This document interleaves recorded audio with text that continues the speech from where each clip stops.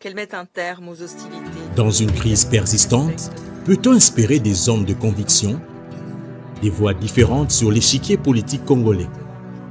Les convictions, l'engagement social et le patriotisme peuvent-ils se conjuguer pour dessiner l'avenir d'un pays en quête du renouveau?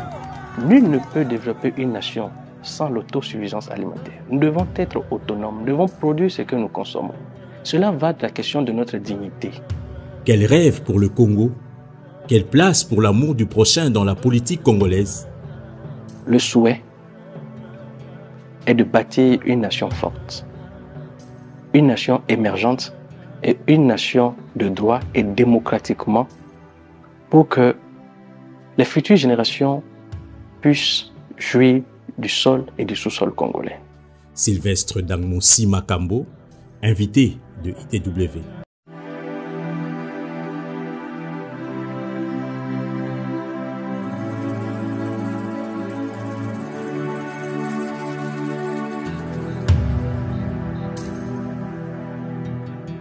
La PPC est une exception d'ailleurs, d'autant plus que c'est la seule plateforme politique et sociale qui non seulement est parlementaire, mais est également extra-parlementaire. Nous avons 3 grands projets. Nous en avons plusieurs, mais nous avons 3 grands projets dans notre programme, c'est-à-dire la santé, le transport et l'agriculture. La PPC ne se martèle pas uniquement sur le point politique, parce que le devenir du peuple, l'avenir de la nation, dépend d'abord du social de cette nation.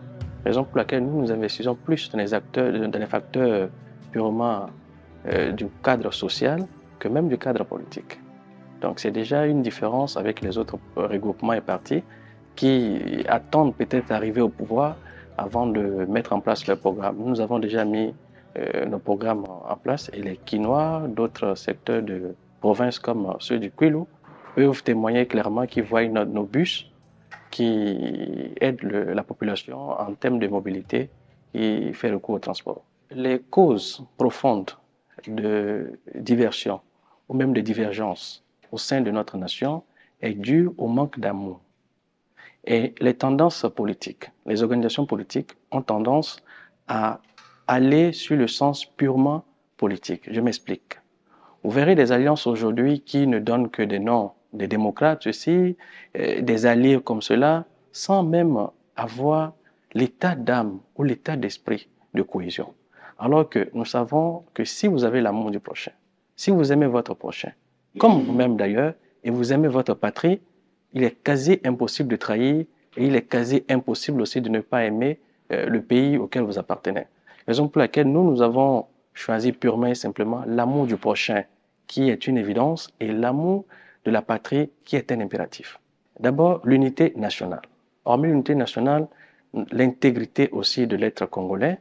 Quand nous parlons d'intégrité, c'est-à-dire lutter contre la corruption, surtout la corruption et ce fléau de détourneurs des deniers publics. Donc, nous voulons ramener la dignité de l'être congolais et aussi les valeurs de la République, afin que chacun puisse comprendre que étant APPC, cela signifie et sous-entend clairement que être honnête au devant de la patrie. À court terme, comme tout parti politique, nous sommes dans la défense de notre patrie et nous prenons les valeurs républicaines et nous engageons un combat pour que chaque citoyen, chaque concitoyen et chaque personne vivant non seulement dans le politique du Congo, mais étant congolais, puisse se sentir à l'aise au sein de notre plateforme, puisque cela sous-entend les valeurs que nous défendons. À long terme, nous sommes une plateforme politique. Et quand on est politique, on a tendance à améliorer les conditions de vie de ses concitoyens. Et nous pensons avec les programmes et le projet qui est en cours, plus tard, nous pourrons apporter et répondre aux aspirations du peuple congolais. Rien ne pourra plus se décider, aussi bien en Belgique qu'au Congo, sans notre assentiment. Ces résultats magnifiques, obtenus par des négociations pacifiques et amicales, nous réjouissent profondément. La Belgique a compris les prix que nous attachons à notre liberté et à notre dignité humaine. Nombreux parlent d'indépendance, nombreux parlent d'autosuffisance et nombreux parlent surtout du respect de la dignité de l'être. Mais toutes ces choses ne peuvent être possibles si l'on est indépendant de façon autosuffisante. Je m'explique. Aucune nation au monde, aucun pays ne peut se développer sans être autonome. Et quand on parle d'autonomie, il s'agit d'abord de l'alimentation. Dans le secteur agricole, aujourd'hui, nous avons la chance, au XXIe siècle, de bénéficier de matériaux et puis de produits pouvant même permettre à ce que les nations puissent produire suffisamment pour le peuple. Et aujourd'hui, nous avons plus de 80 millions de terres arables, si je ne me trompe pas. Et je pense que si nous amenons le programme de la PPC, c'est-à-dire un programme sectoriel agricole, où Kinshasa évalue la consommation de la province de Kinshasa et Kinshasa produit ce que consomme Kinshasa, je pense que subdivisé en 26 provinces, si toutes les provinces ne peuvent pas produire suffisamment, mais ne serait-ce que 12 ou 13 provinces qui sont autonomes, qui produisent ce qu'ils consomment, cela améliorerait drastiquement les conditions de vie de nos concitoyens. Et je voudrais vous faire comprendre un aspect. Vous imaginez seulement Kinshasa produit et nourrit 20 millions de personnes par le programme agricole sectoriel et que nous ne dépendions plus de ce qui vient de l'extérieur. Non seulement nous allons stabiliser le prix des denrées alimentaires parce que nous aurons la capacité de donner un prix en fonction de ce que nous produisons. Alors qu'aujourd'hui, tout ce que nous consommons vient majoritairement de l'extérieur, ce qui pousse et met en difficulté la stabilité économique des prix des denrées alimentaires. Parce que quelqu'un qui achète un sac de riz peut-être à X dollars à l'extérieur et qui fait des dédouanements et autres, c'est tout à fait normal que cette personne puisse élever le prix. Alors que si nous produisons ici à Kinshasa, nous avons les machines qui peuvent faire cela, nous avons la main-d'œuvre qualifiée, nous avons la jeunesse qui peut s'implanter et nous avons les terres, nous allons produire suffisamment et nourrir nos concitoyens. Et c'est de même que nous pourrons faire au niveau du Katanga, du Lualaba et dans toutes les autres provinces. Donc dans le secteur agricole, je pense qu'il faut des réformes. Il faut des réformes au sein d'abord des tests qui régissent notre secteur agricole, mais il faut mettre l'accent sur la production interne, artisanale et puis industrielle plus tard de nos denrées alimentaires. Nous avons négocié des fermes avec des particuliers et nous négocions aussi des partenariats, d'autant plus qu'il faut une collectivité, un collégial pour pouvoir amener de tels grands projets à grande envergure. Et aujourd'hui, dans d'autres provinces, les coordonnateurs APPC peuvent vous montrer des terres qui nous appartiennent et que nous cultivons malgré que nous ne sommes pas encore industrialisés, mais de façon artisanale, nous faisons des efforts. Je disais tantôt, je prends l'exemple du Kwilu, où nous avons une coordination qui est très active, qui travaille avec les paysans, et les villageois, afin de mettre en place des productions comme le maïs et autres. Nous sommes confrontés à un problème sérieux de réforme. Moi, je pense dans ce secteur. Vous savez, le gouvernement fait beaucoup d'efforts. Ça, il faut l'admettre, il faut l'avouer. Cependant, il faut y contribuer une certaine touche. Nous sommes 20 millions seulement à Kinshasa. Je prends le cas d'espèce de Kinshasa. Et nous avons, selon les statistiques, 7 à 8 millions de personnes qui se déplacent par jour. Si les routes font défaut, je pense qu'il faudrait mettre en place un programme qui permettrait aux concitoyens de ne pas forcément utiliser leur véhicule en mettant des bus avec des cartes prépayées au devant de la scène et en identifiant des tronçons qui relient d'autres zones de Kinshasa ou des autres communes afin que ces tronçons puissent être réservés exclusivement à ces bus-là.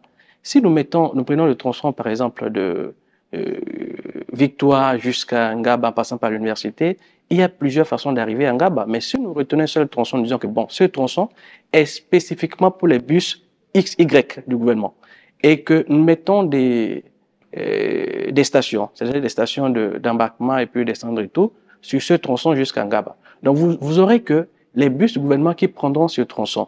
Et là, au bout de 5 minutes, une personne peut quitter tel point à un autre.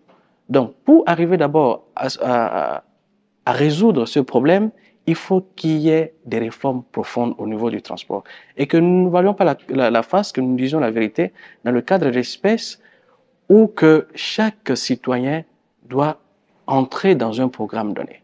Parce qu'on peut amener le programme et que le peuple n'adhère pas là-dedans. Si nous envoyons peut-être 2000 bus à Kinshasa et nous prenons des tronçons spécifiques, peut-être ma campagne et autres, on dit bon, passant par Ngouma jusqu'à tel endroit est réservé exclusivement pour les bus de l'État. Donc vous comprenez que chaque bus pouvant prendre 80 ou 200 personnes sans embouteillage, pouvant quitter tel point à tel autre point, encouragerait le peuple à abandonner même les véhicules et prendre cette direction.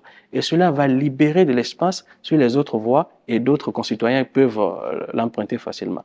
Donc, comme je disais, je pense qu'il est nécessaire de revoir le mode du transport d'abord au sein de la population, d'ajouter plusieurs bus et de définir des tronçons exclusivement pour ces bus et surtout d'exploiter le fleuve. Kinshasa ou d'autres villes, nous sommes entourés par le fleuve. Il suffit simplement de mettre des stations d'embarquement au niveau de, comme ça se passe partout, à l'entrée peut-être de telle commune et l'autre stationnement va être de telle autre commune. Et puis, nous avons des bateaux, pas des grands bateaux, mais des bateaux fluviaux qui peuvent transporter presque 50 à 40 personnes. Et au bout de 7 minutes, vous quittez Maluku jusqu'au niveau de Ndjiliou, Gombe, tout ça, avec 7 stations de points, vous allez voir que cela va réduire drastiquement les embouteillages et augmenter un plus au secteur du transport en République démocratique du Congo. Vous savez, aujourd'hui, le monde est devenu un tout petit village grâce à la technologie, bien sûr, et surtout avec l'avènement de l'IA, qui est aujourd'hui le géant du secteur technologique. Vous pouvez tout faire. Si l'on associe l'IA et que l'on associe les nouvelles technologies au transport avec des bus purement et simplement autonomes, intelligents et mettre en place des zones de commandement avec des drones qui pourront injecter même des insecticides ou tout autre produit qui pourrait contribuer au développement de plantes ou encore la mobilité et tout. Donc c'est un impératif parce que l'on ne peut être en retard si nous le voulons. Puisque si nous ne le voulons pas, on peut faire beaucoup d'efforts avec la nouvelle technologie. Nous avons interpellé 20 dépositaires et vendeurs qui sont là-bas. Il est observé une consommation abusive et excessive de drogues telles que Bombay, Kappa, cocaïne, héroïne, les Datura, communément appelés 36 oiseaux. Nous avons l'impression qu'il y a eu des gens qui ont voulu sciemment étouffer la jeunesse congolaise. Aujourd'hui, il y a des stupéfiants, il y a des produits, il y a beaucoup de choses de consommation que l'on donne sciemment à la jeunesse pour détourner cette jeunesse-là de son point de vue et de sa destinée. Et nous, en tant qu'acteurs politiques, moi personnellement, je pense qu'il faudrait d'abord faire comprendre à cette jeunesse que l'avenir dont nous parlons n'est pas un futur, c'est un présent. La tendance à dire que la jeunesse est l'avenir d'un pays, c'est pas vrai, c'est le présent du pays. Parce qu'au futur, vous vieillissez et vous n'êtes plus jeune. Et nous allons continuer dans cette rhétorique de promesses, ce qui ne va pas honorer la nation. Donc je pense qu'il faut que la jeunesse puisse organiser un premier sommet. Donc le premier sommet de la jeunesse congolaise, où toutes les couches de la jeunesse seront présentes afin de dégager un programme national de conduite de cette jeunesse-là. Et le programme national sera piloté par le ministère de la Jeunesse ou encore d'autres structures qui s'associent à ce ministère. Et de là, nous allons définir les fléaux qui gangrènent la jeunesse congolaise, les perspectives d'avenir et le programme à mettre en place pour que cette jeunesse puisse être réellement ce que nous attendons d'elle. Donc c'est très important. Passons d'abord par ce sommet et de là nous allons définir les grands axes qui peuvent amener le peuple et la jeunesse à être debout et à prendre ses responsabilités. L'urgence s'impose dans le secteur de la jeunesse. Aujourd'hui, si la nation m'appelle à servir dans ce secteur, comme je viens de le dire, je ferai d'abord un premier sommet, un sommet national de la jeunesse congolaise, où nous allons sortir un cahier de charges de presque toutes les couches de la jeunesse et mettre en application ce cahier de charges. Et il faut créer aussi une banque de la jeunesse. Vous voyez, beaucoup de jeunes ont des projets, beaucoup ont des ambitions, mais le financement fait défaut. Pourquoi? Parce qu'il n'y a pas une banque qui subventionne le programme de la jeunesse. Il faut chercher des investisseurs, des bailleurs de fonds qui sont là, qu'il faut juste avoir les contacts et puis être sérieux afin qu'ils vous fassent confiance. Et financer à travers cette banque de la jeunesse des projets de la jeunesse qui seront rentables à la nation. Et ça, c'est un. Et aussi sensibiliser massivement, surtout cette jeunesse plus jeune, c'est-à-dire la jeunesse d'adolescents qui aujourd'hui sont égarés. D'autres se livrent à des phénomènes en contradiction avec la loi, ou d'autres en conflit avec la loi, dont je ne veux pas faire l'apologie en citant le nom, qu'il faut ramener à la raison et les confier des responsabilités. Sous d'autres cieux, vous savez, même un jeune enfant de 15 ans, de 16 ans, peut être directeur. Directeur dans quel secteur? C'est-à-dire dans un secteur qui chapeaute avec ses pairs. Et cela est possible en RDC. Nous avons la terre. Je viens de parler de l'agriculture. Nous avons l'eau. C'est-à-dire, quand nous parlons de l'eau, nous avons la richesse aquatique que nous pourrons exploiter pour développer et rassurer même l'avenir de notre pays. Alors, étant ministre de la jeunesse, la première chose à faire, c'est d'identifier les fléaux de la jeunesse.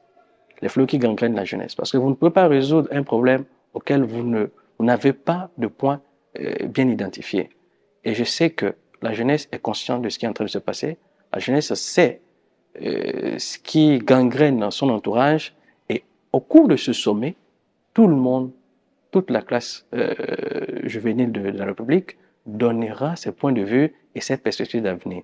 Et ensemble, maintenant, nous allons tirer une résolution et mettre en place le programme de la jeunesse Horizon 2026, Horizon 2030, afin de pouvoir pallier aux fléaux qui gangrènent notre société. Il faut une prise de conscience.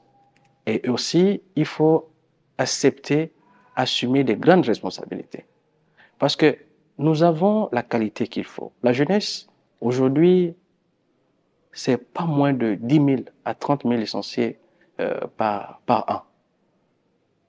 Et nous sommes 70%, c'est-à-dire 70% de la population constituante de la République démocratique du Congo. Donc, c'est un impératif. Nous avons un devoir, d'abord de responsabilité, et aussi de prendre en charge la nation. Parce que le programme qui doit être établi par la jeunesse, c'est ce programme qui mettra en place tout ce qu'il y a comme décor et facteur de développement.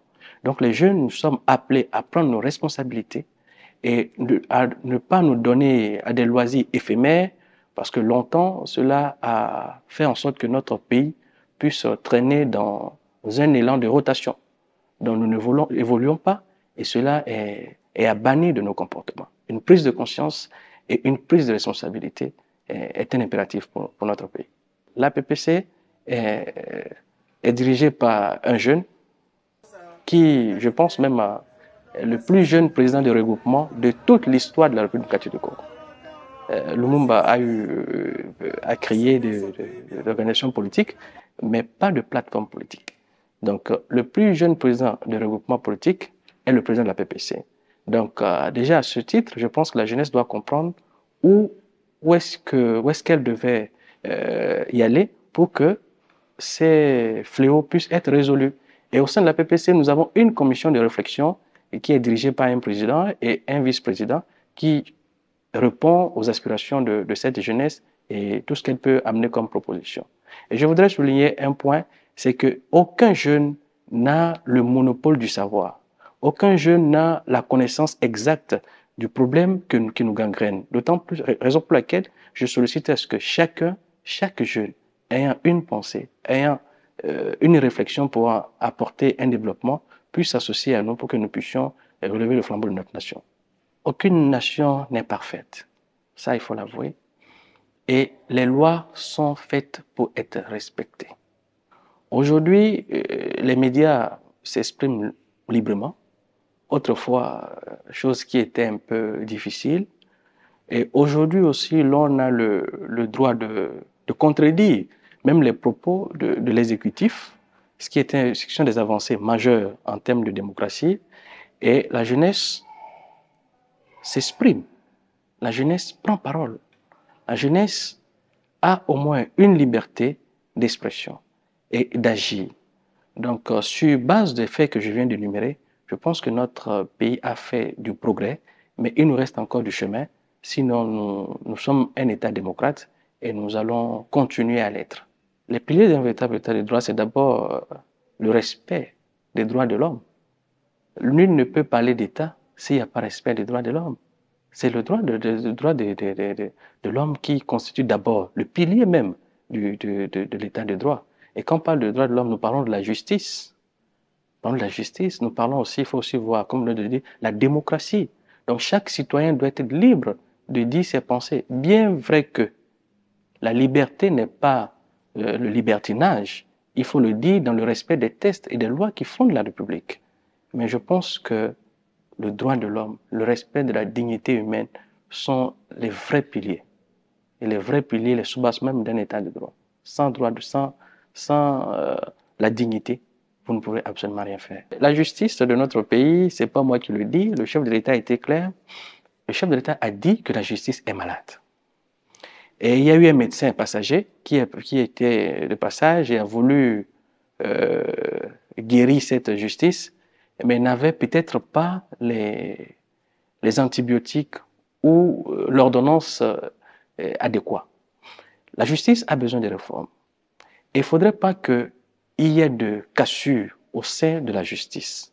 C'est-à-dire qu'il ne faudrait pas que le ministre de la Justice ou le ministère de la Justice soit en conflit, ou encore que les institutions judiciaires soient en conflit ainsi pour résoudre des cas essentiels de la République.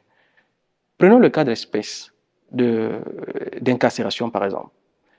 Nous avons évolué, nous sommes au XXIe siècle. Mais jusqu'à aujourd'hui, lorsqu'il y a un jugement qui est rendu, soit vous allez à Makala, soit vous êtes en détention, cela. Pourtant, il y a des crises mineures où l'on pourrait donner même des bracelets, comme ça se passe partout, des bracelets à la jambe, au pied, et restreindre la liberté de cette personne. Peut-être que bon, vous restez à Massina, vous avez commis peut-être des délits mineurs, escroquer quelque chose du genre, et on dit, bon voilà, sur base de tel jugement, on vous met le bracelet au pied et vous ne sortez pas de tel endroit. Cela désengorge les prisons et réduit drastiquement le nombre de personnes qui pourront se retrouver derrière les barreaux, qui nécessairement, les crimes qui les sont reprochés ne sont pas à la hauteur des sanctions, à la valeur de ces sanctions qu'eux subissent. Tout ça, il faut des réformes. Et aussi, fait comprendre au peuple congolais que la justice est là pour la nation. Que la justice ne soit pas un instrument qu'on utilise pour terroriser X ou Y. Et que la justice ne soit pas crainte par le peuple, mais que la justice fasse partie de la population. Donc, il y a plusieurs réformes auxquelles moi je fais allusion. Et si aujourd'hui, on arrivait à servir dans ce secteur, je pense que nous allons guérir tant soit peu ce mal qui ronge la justice, car nous avons plusieurs réformes que nous pourrons apporter dans ce secteur. Plusieurs réformes. Oui, cet accord, je l'ai lu personnellement. J'ai pris tout mon temps pour le lire et tout ce qui a rapport avec la paix n'a pas de prix. Lorsqu'il s'agit de la paix de notre nation, la paix de nos concitoyens, la paix de la terre congolaise, même s'il faut dealer avec le diable, nous le ferons. Pourquoi est-ce que je le dis? Parce que nous n'avons qu'une seule nation et aucun fils n'est moindre que l'autre. Quand on tue des gens à Goma, quand on assassine des gens dans d'autres coins, c'est toujours la mère patrie qui en souffre. Et cet accord est l'émanation d'une diplomatie avérée qui apporte aujourd'hui une solution, une issue pour la paix dans notre pays. Ça ne peut qu'être reconnu et salué. Maintenant, dans l'applicabilité de cet accord, il faudrait qu'il y ait une volonté sincère des deux parties. En ce qui concerne mon pays, je sais que la RDC n'est pas réputée pour être un pays de traître ou encore de belligérants. Nous allons respecter cet accord. D'autant plus qu'il y a un gouvernement sérieux qui est là et qui travaille là-dessus. Concernant les voisins qui ont signé cet accord, je pense, parce que nous les accordons le bénéfice du doute, qu'ils respectent aussi cet accord afin que la paix puisse revenir au sein de la sous-région Et en général, bien sûr, mais en particulier en République démocratique du Congo. Nous en avons marre que les gens puissent mourir comme si le droit international n'existait pas. Ce sont des contextes distincts. Le processus de Doha est la continuité du processus de l'Angola d'abord, ensuite de Nairobi et aujourd'hui de Doha. C'est-à-dire, c'est la réinsertion des groupes armés non étatiques. C'est ça le problème. Alors que l'accord parle d'État à État sous le respect du droit international. Le processus de Doha sont des échanges entre les groupes rebelles, ceux qui ont trahi la nation, les terroristes qui ont pris les armes contre le pays, et l'État souverain étatique qui est notre nation. Si il advenait que l'on identifie ceux qui sont ces traîtres qui sont réellement congolais, leur question sera résolue selon les lois de la République démocratique du Congo et selon les textes qui régissent le droit international. Donc à Doha, ce qui est en train de se passer à Doha, nous attendons ces conclusions afin d'en tirer les conséquences. Mais pour l'instant, ce que nous avons de concret, c'est l'accord de paix entre la RDC et le Rwanda. Le souhait est de bâtir une nation forte, une nation émergente et une nation de droit et démocratiquement pour que les futures générations puissent jouir du sol et du sous-sol congolais. Et pour arriver à faire tout cela, ce n'est pas difficile et ce n'est pas impossible non plus. Il faudrait qu'il y ait une volonté nationaliste de bâtir notre nation, de ramener le peuple à une cause commune qui n'est autre que le progrès.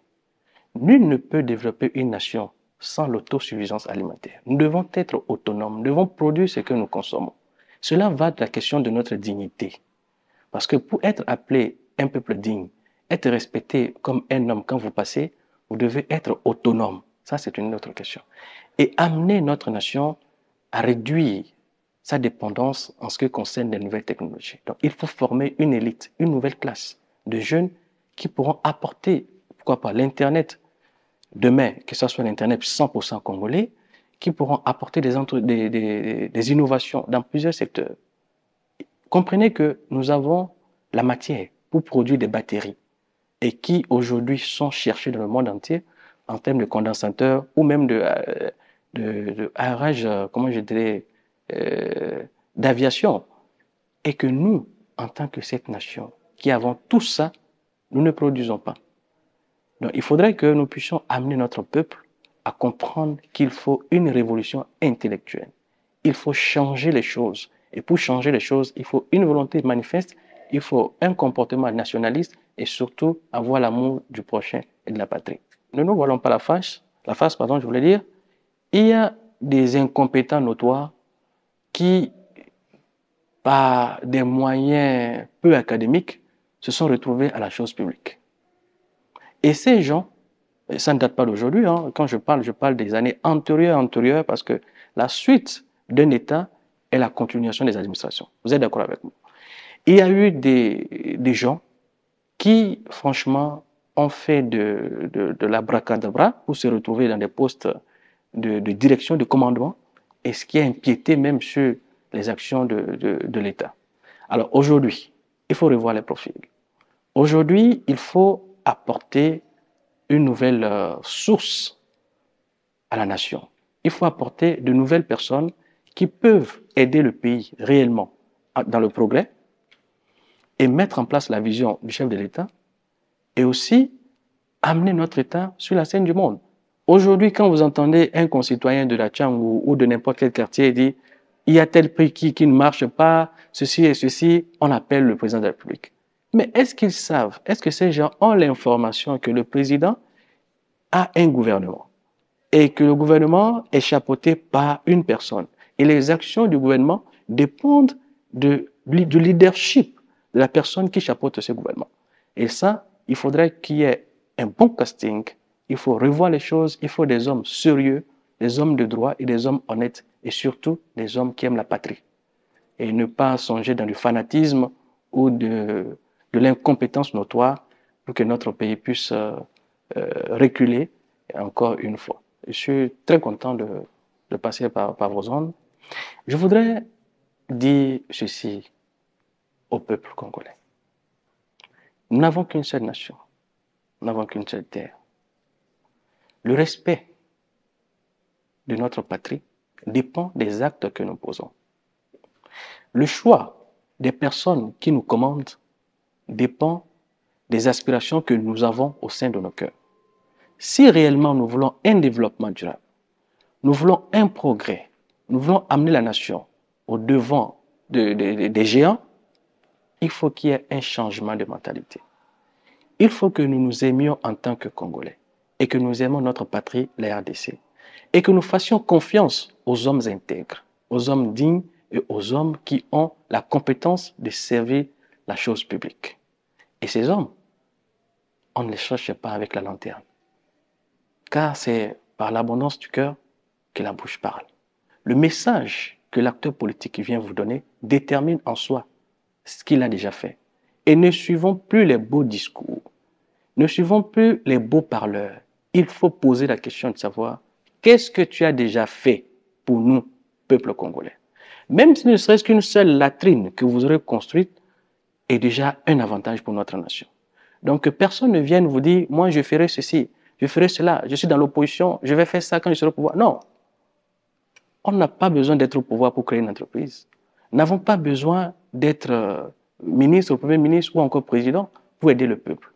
Que le peuple soit exigeant envers ceux qui viendront les voir, envers cette nouvelle classe politique et les demander des résultats avant même qu'ils n'accèdent à la magistrature suprême ou à des postes de responsabilité.